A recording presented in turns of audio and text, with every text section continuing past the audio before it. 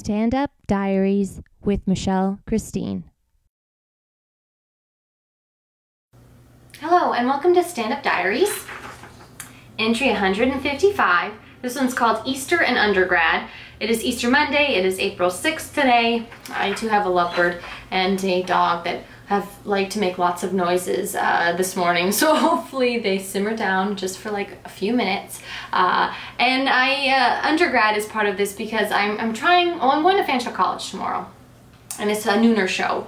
And I always find doing comedy early when the sun's still shining, it's weird to talk about really dirty topics. It's too early for that, you know? Sometimes it's too early to have a drink, sometimes it's too early to talk about your butthole. And so I have been developing, since coming back from tour, jokes that would be classified as clean, but because they focus more on kind of things I learned in my undergrad. They are environmental studies jokes, and they're not the easiest jokes to write. Trying to find a kick-ass, hilarious tag to a climate change joke, not necessarily the easiest thing to do, but I kind of enjoy the challenge. I enjoy it. I'm passionate about these things, and I definitely think there is an appetite for this type of stuff, because I was watching last night several John Oliver clips on YouTube, and he's kind of the guy who worked with Jon Stewart on The Daily Show, got a kind of an 8-week stint at the job while John was kind of producing a movie, and he was so great he was offered his own show on HBO, and I think it's called Last Week Tonight.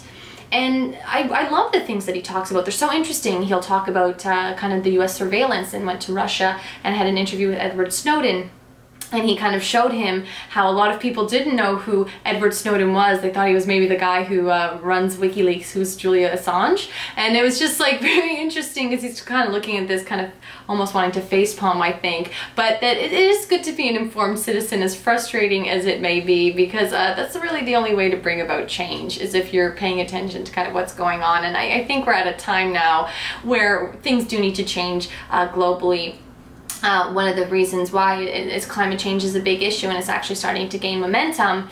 I watched a documentary that was kind of made between, I think, 2008 and 2010 about the president of Maldives. And Maldives is a collection of islands in the Indian Ocean, and they're so low to the sea, and there's not even a hill on any of them, and a lot of them are very developed. And once sea levels rise, Kuz has just jumped on the couch, they expect by 2100 that the Maldives are just going to be completely underground, or under the water, kind of like a real-life Atlantis. I mean, it could be cool to go scuba diving around there, but everyone who lives there is not going to be happy with that concept of scuba diving through skyscrapers.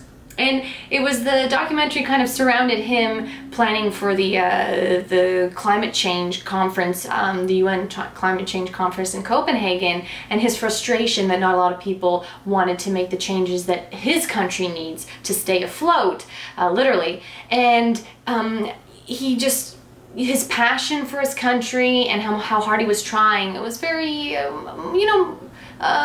was very empathetic to his cause.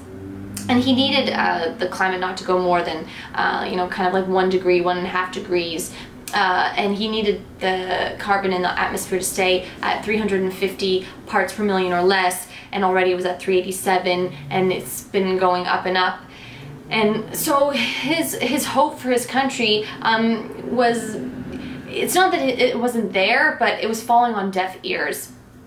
And now that in California, there's been a 3-year drought, things are starting to change. You have the governor of California saying, hey, climate deniers, wake up. And that's a very poignant phrase. That's a very, that's a phrase you would not hear from a US official a few years ago. But what's happened now in this drought is that there's certain places in California that say have 8% of the snowfall that they had last year, where normally they'd have 5 feet of snow. There's nothing, and a third of the people around the area use that water to, wash their dishes, to wash their clothes, to have showers.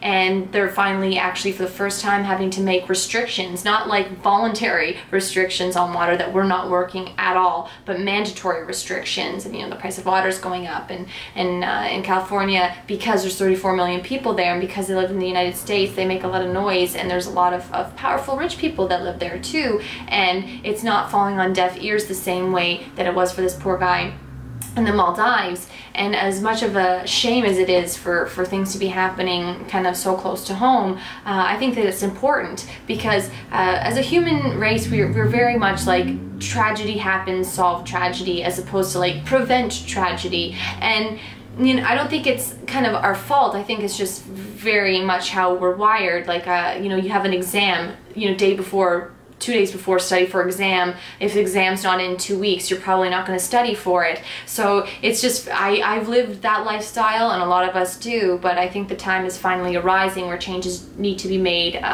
right now, as opposed to years down the line.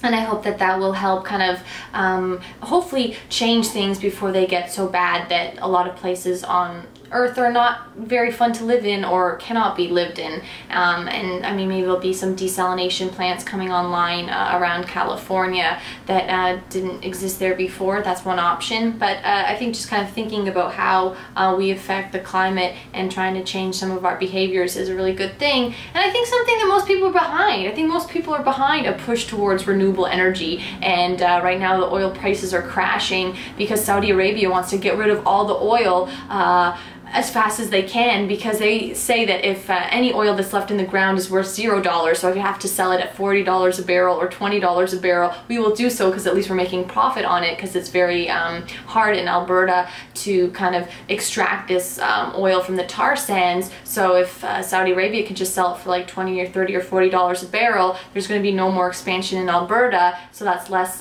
competition for them, and then these Saudis can just sell all their oil before there's a huge push for all these solar vehicles. Charging stations are coming up all across America and Canada. Google's putting out, like, you know, these, you know, like electric kind of self-driving vehicles. Apple's getting in there, Tesla's in there. So there is change that's happening, and I'm very excited about it, because I honestly do feel, like I said before, that the people are behind this. People are behind not kind of polluting waters, polluting the air, having a clean, safe place for like your kids to grow up.